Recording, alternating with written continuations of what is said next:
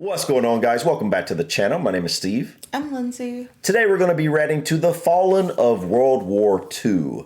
This video has been on my list for quite some time now. Supposedly, this isn't really a video that goes into detail about what the war was about and what happened during the war and whatnot. This is more like a mini documentary in a way that kind of shows in great detail how many people, or soldiers specifically, lost their lives during World War II on all sides, from what I understand. And so I thought this would be really, really interesting. You know, it's been a while since I've checked out anything about World War II, and I don't really think Lindsay has really checked out much about this topic with me on this channel so far. The only thing I feel like I've done on this topic with you is it was like a propaganda film. The US government. Yeah. What was that called? Know Your Ally. Know Your Ally. Yes, Britain. Which was very cool. I'm glad I got to see it. That was amazing. I love that. Learned a lot in that little documentary. You know, World War II was something we would briefly touch base on in school, but this wasn't something that, we went greatly in depth on or anything. How about you? You know, I know the basics of World War II, but it's something I haven't really dived into all that much. And so I'm excited about this. I really don't know how many soldiers lost their lives in World War II off the top of my head. Do you? No. So, this should be very eye-opening from what I understand. The average lifespan of an American is 80 years. And an 80-year-old today was 10 when World War II ended. Okay, so this was, I think, about 7 years ago. 4 when it began. A soldier who saw battle would have to be in his late 80s, at least today. So, late Generals, 90s. political leaders, the decision makers of the war, few Wow. are still with us. And over the past few decades, we've seen authors and filmmakers rush to capture stories from survivors before this connection of memory is lost.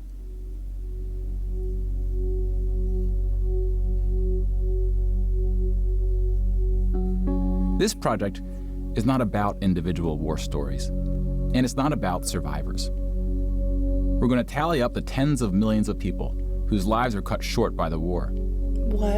And see how these numbers stack up to other wars in history, including trends in recent conflicts.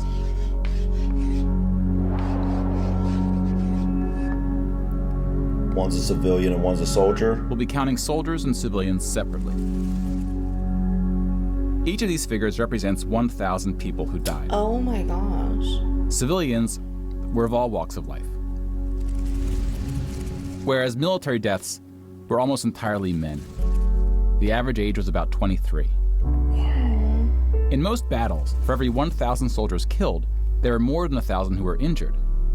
The word casualty can be confusing because in military speak, it often includes both deaths and injuries, and anything else that takes a soldier out of service. Here, we're just counting the deaths, and we'll begin with American soldiers.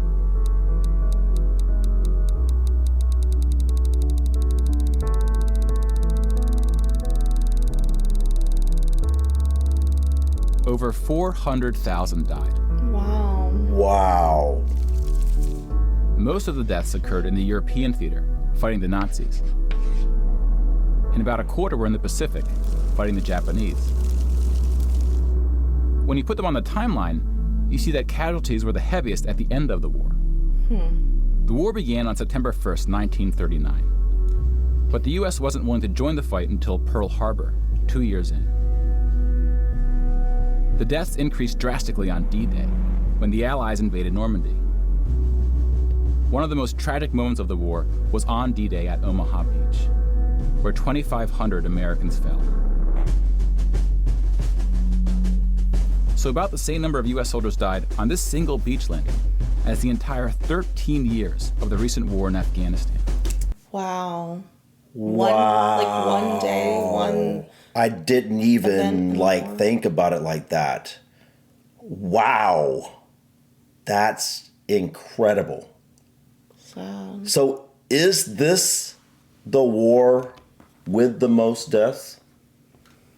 I mean, I know World War I had a ton and I mean a ton of deaths. But I'm wondering, because this is just America, you add everything else up, I'm wondering if this is going to be greater than that. This is already heavy. Yeah. The bloodiest battle in the Pacific was Okinawa, which lasted 82 days, during which 12,500 Americans died. Oh my goodness. About 5,000 of these deaths were at sea from kamikaze attacks. Now let's look at some other countries, starting with Europe.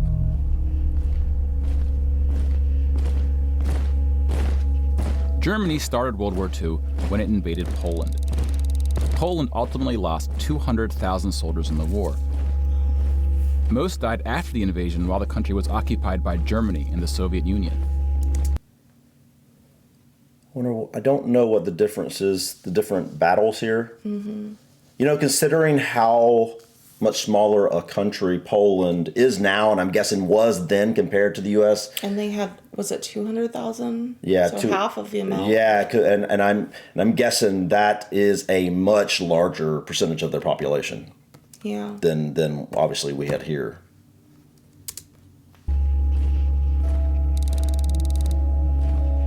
Germany, meanwhile, lost just 16,000 in the invasion of Poland. The Nazis went on to invade and conquer other countries, including Denmark, Belgium, the Netherlands, France, Greece, and Yugoslavia. France surrendered, but after losing 92,000 soldiers in the Battle of France. Over 200,000 ultimately fell, which includes deaths in POW camps, French colonies, and other fighting. Wow. Yugoslavia suffered almost 500,000 military deaths. The initial invasion brought relatively few casualties on both sides. But the deaths mounted under Nazi occupation due to guerrilla fighting, civil conflict, and mass executions. The Nazi invasions were swift, with relatively few German losses. Even the Nazi commanders expressed surprise at their success. And then we have the United Kingdom and the United States, who were not invaded but took the fight to the Nazis.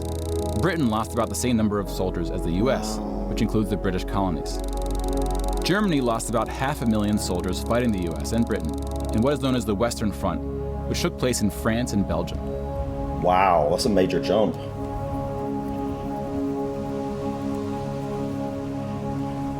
But most Nazi soldiers died in the Eastern Front, Germany's unsuccessful invasion of the Soviet Union. The numbers are staggering. That is insane. The most famous battle of the Eastern Front, and perhaps the turning point of the European war, was Stalingrad. The German Sixth Army successfully took Stalingrad, but then got surrounded by the Soviets and cut off from food and ammunition. 500,000 Nazis would ultimately die in Stalingrad. Wow. Another 100,000 were taken prisoner, of which 6,000 would ever return. POWs had a low survival rate throughout World War II, and it was particularly grim in the East.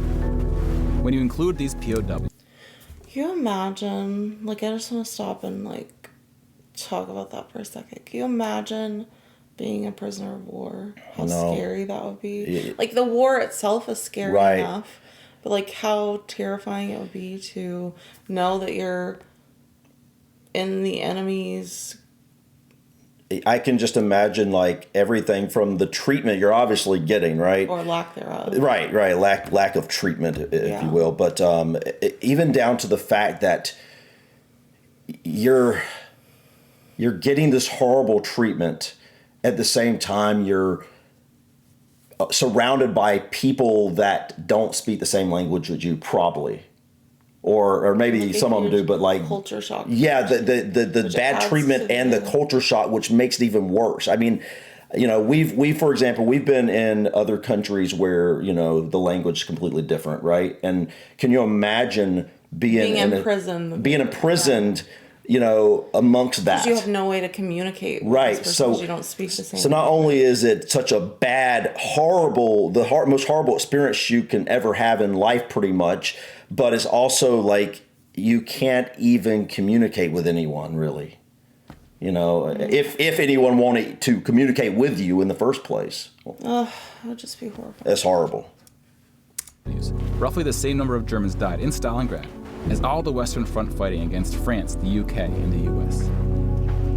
Wow. And though Stalingrad was a victory for the Soviets, they suffered almost twice as many losses as Germany.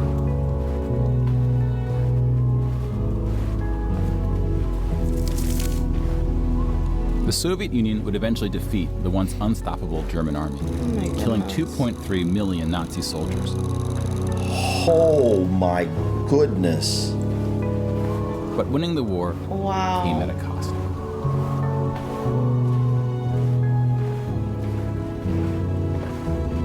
That is insane. What? Oh my goodness.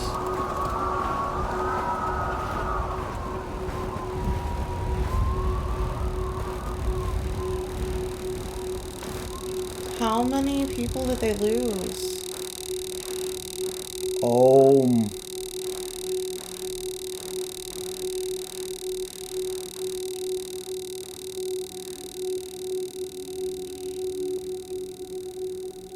8.7 million is the official tally by the Russian military. Holy. Wow. Why do I not know about that? You know, like, that's a huge number, massive. That is insane. Like, what is the percentage of the population or the male population that would have been? I don't know. A hotly disputed number. Some studies have calculated as many as 14 million dead. What? So that could be under? To complete the count of European military deaths, we need to add German deaths from other fronts, including the North and Africa. Oh, wow. As well as deaths from other Axis powers allied with the Nazis. Hungary, Romania, and Italy. When you put these European military deaths on the timeline, it looks like this. You can now interact with the chart to learn more. Pause the narration if you would like more time. Wow.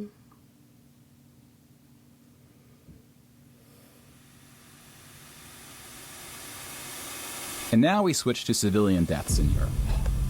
Oh my goodness. Wait, I didn't even think about that. We haven't even got to civilians. Military, yeah. Dude, this is insane. Like, you know, we may have learned some of this. I know we learned some of this in World War II. I mean, in school, but like yeah, to see it laid out, it's totally different. Like, you can look at a number on a page, yeah, but to see the scale, that's insane. And it's sad because none of this had to happen. Like, none of these people had to die. And except for the decision of one person. They were so young in so many cases. You know what I mean? Like, average age was 23. And I don't know if that was over the entire war, if that was just in, was that America they were talking about originally? But I'm guessing no matter what, through every country, pretty much all the soldiers were, for the most part, young men. For the most part.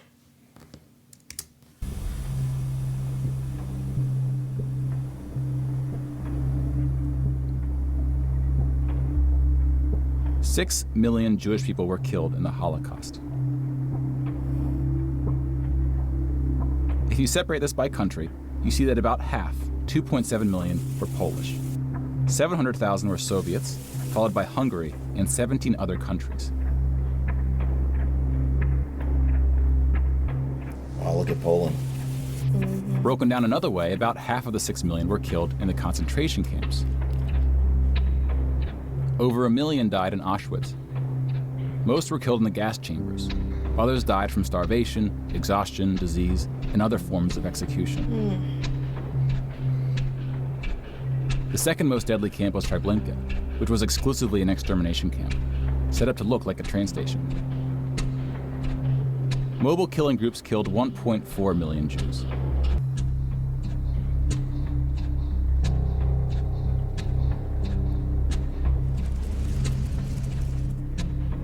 The Holocaust also includes non-Jewish deaths. Between 130,000 to 500,000 Roma, then called Gypsies, were killed. The numbers are disputed. About 250,000 people with disabilities were killed. Homosexuals, Catholics, and other groups were also exterminated, but their numbers are relatively small. Some historians say that other civilian deaths should go under the label of Holocaust. About 2 million non-Jewish Poles were killed under German occupation. Some of which were sent to the gas chambers at Auschwitz.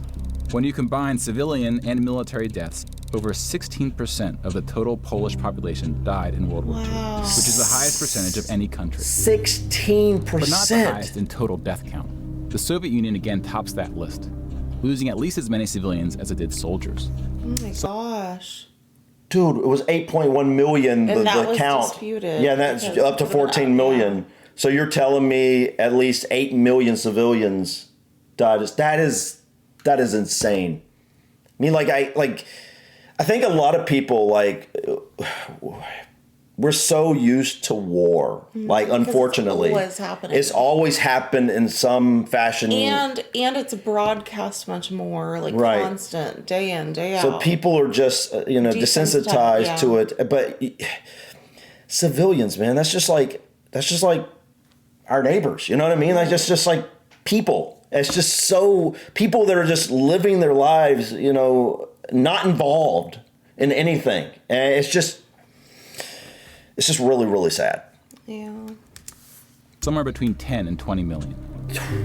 A particularly dark moment for the Soviet Union was the siege of Leningrad, now St. Petersburg.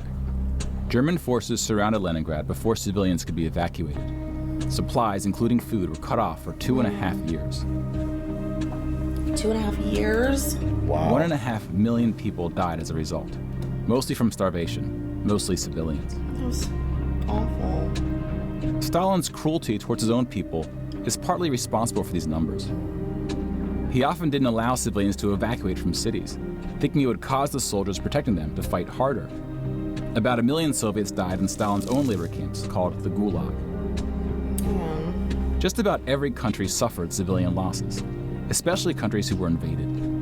While many died as a result of so-called collateral damage, the biggest numbers occurred when it was no accident. Civilians were exterminated, purposely fired upon or bombed, used as human shields, or intentionally deprived of food. The intentional killing of civilians was done by most warring parties, including the United Kingdom and the United States. Germany.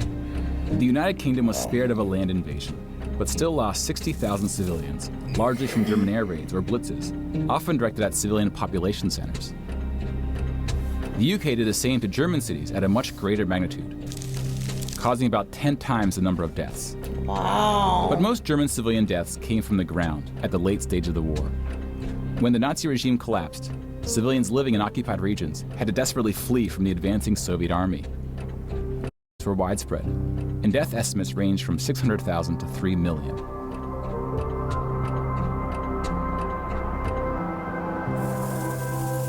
Let's step back and see where we are with the totals. 22 We just counted million. about 20 million civilian deaths in Europe. If you add this to the European military deaths we already covered, Oh my gosh, that was just civilian. it brings us to over 40 million. 41 million. Then we have the Asian theater. Okay, 41 million. War is disgusting. I hate It war. really is. And it just seems so unnecessary for any of this to have had to have happened. Like, why do evil people have to exist? Like, They always all have. because of the decision of one leader of one country. All these deaths. Here we see the vast majority of military deaths in Asia came from China and Japan. On the civilian side, about 6 million deaths from China, Indonesia, Korea, Indochina, and the Philippines can be attributed to Japanese war crimes, which are sometimes compared to the Nazi atrocities due to the sheer scale of the cruelty. China had the second highest death count after the Soviet Union. And like the Soviets, Wow. the Chinese government demonstrated a stunning willingness to sacrifice its own people. Chinese nationalists opened the dike at the Yellow River, hoping the flood would halt the Japanese advance. 500,000 Chinese civilians or more were killed, Oh my gosh. which is 2 or 3 times the number who died in all countries in the 2004 Asian tsunamis. But the invasion of China only cost Japan 200,000 soldiers. Most were killed fighting the US and allies in the Pacific War. A significant portion of Japanese civilian deaths were caused by American firebombing and the 2 nuclear attacks. Contrary to official US statements, these airstrikes were directed at civilian populations, not military targets.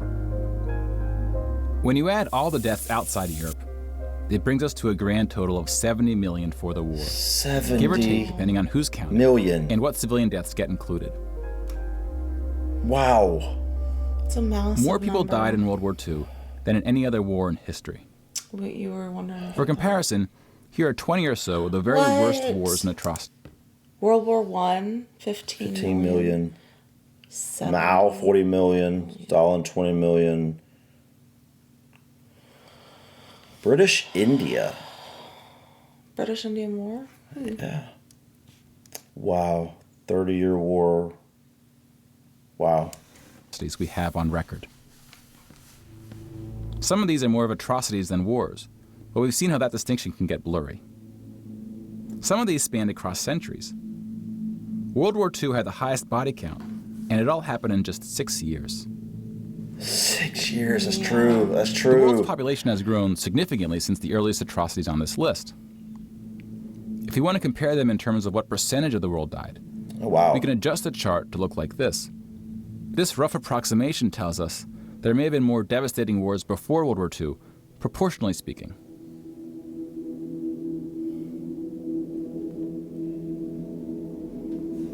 You gotta wonder how many people this is total for all the major wars. You know what I mean? Like that's a lot. Hundreds of millions, it looks like. That is insane. I mean, I don't know, man. Like, looking at some of those numbers, we could be approaching 500 million or something like that there. That is insane.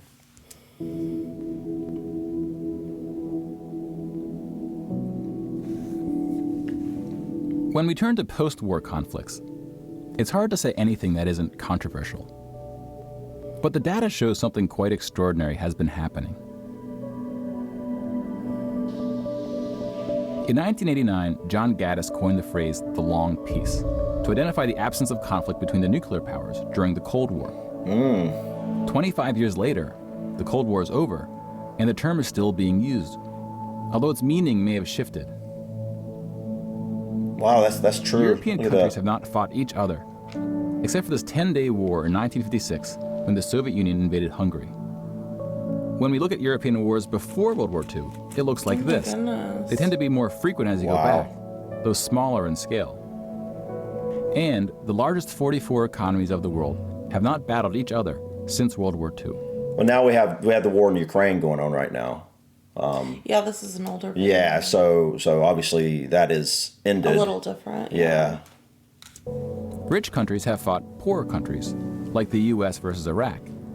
But rich countries have not fought other rich countries. Such a period of peace between the so-called great powers hasn't been seen since the Roman Empire.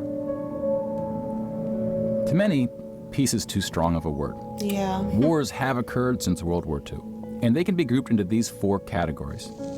We don't see colonial wars anymore. We've already noted that interstate wars between rich countries have not occurred at all. And here we see wars involving smaller economies have tapered off. That leaves civil wars of 2 types, with and without foreign intervention. And this is what these battle deaths look like alongside of World War II. More people died fighting in World War II than in all the wars since. Wow. That's, And again, we can't forget about when you put world it like that, population, that's crazy. which has almost tripled since World War II. If we scale these numbers to show deaths in proportion to world population, showing the likelihood that a person on Earth dies in battle, That's the true. downward trend becomes even more pronounced. Now, this isn't to infer anything about why this trend is occurring. That's a discussion for another day. You can now interact with this chart to explore what conflicts are behind the totals. Now, bear in mind, we're just looking at battle deaths here, not civilian deaths, but those too are in decline. Peace is a difficult thing to measure. It's a bit like counting the people who didn't die in wars that never happened. We give such importance to the word peace, but we don't tend to notice it when it occurs or report on it. That's true. Yeah. Sometimes it takes reminding ourselves of how terrible war once was to see the peace that has been growing around us. Of course, this trend may not continue, and it's not clear how looking at these charts can help us make the right decisions to ensure that it does. But the longer the long peace grows, the more significant it becomes. So if watching the news doesn't make us feel hopeful about where things are heading, watching the numbers might. Guys, That was a really well put together this video. this was incredible. This was so well put together, and I love how he said that we don't really notice the peace when it's Right. happening. We only notice the war. Part of that is the 24-hour news cycle. Yeah, which neither of us really watch the news. We don't watch the news, But you pick it up. You're constantly Yes. bombarded with it. You can't help through escape it. thumbnails, through podcasts, Yes. through news articles. Like, it's just constant. Yeah, I personally try to stay away from the news. It's just, at least here in the U.S., it's always negative. There's nothing ever positive really with the news. I think stuff like this is really good to understand and know because it allows you to at least acknowledge That it happened. these big things that happened. And yeah, because especially now, as the people who had firsthand knowledge of these dying events off. are dying off, Yes. and there's very few of them left, it's important to know the history, know what, as much as we can, know what really happened, and so that sacrifice and what was learned isn't lost. Right. I mean, a 20-year-old in 1945 is 100 years old next year. So, I mean, how many people do we still have left that were in this war? Probably not. I mean, pretty much everybody at this point would be in their late 90s, I'm guessing. Mid to late 90s? Even the, extremely young ones would be mid to late 90s. So, that's incredible. This was an amazing presentation. I'm glad people told me to check this out because I would have never known about it. And I can't imagine seeing a presentation better describe the insanity of what happened during this war. I mean, when you put it on a scale, on a graph like this, it just really, really helps you feel it in a way that just reading it in a book or something can't quite. Right. We didn't experience it Right. in real life when it happened. So, yeah, this is much more effective to drive the point home versus just, like you said, reading a paragraph in a book. Anyways, guys, thank you so much for stopping by. Please click that like button. Feel free to drop your comments or suggestions about this video or others. And don't forget to subscribe to continue to follow us on our journey to discover anything and everything about the UK and Ireland. Until next time, guys, peace. Bye.